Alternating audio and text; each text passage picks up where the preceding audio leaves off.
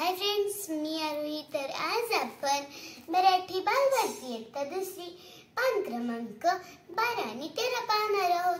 तर चला व्हिडिओला सुरुवात करूया. चतुर हिराबाई. पहाट झाली.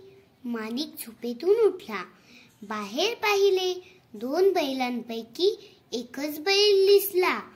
माणिकने बायकोला हाक मारली.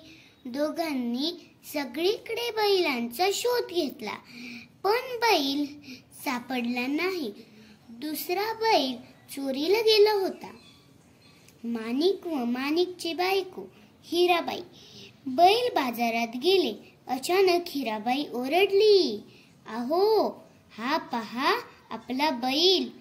चोर सापडला." आवाज ऐकून चोर घाबरला. तसे न दाखवता तो बोलला, "हा बैल माझाच आहे." दोघे भांडू लागले. हिराबाई चतुर होती. तिने बैलाचे डोळे हाताने बंद केले. चोराला विचारले, "बैलाचा कोणता डोळा अधू आहे ते सांग." बरोबर सांगितले तर बैल तुझा.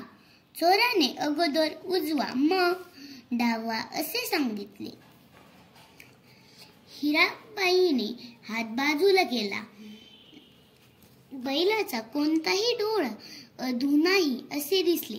लोकांनी चोराला पकडले. पोलीस आले. चोराला घेऊन गेले. माणिक आणि हिराबाई बैल घेऊन आनंदाने घरी गेले.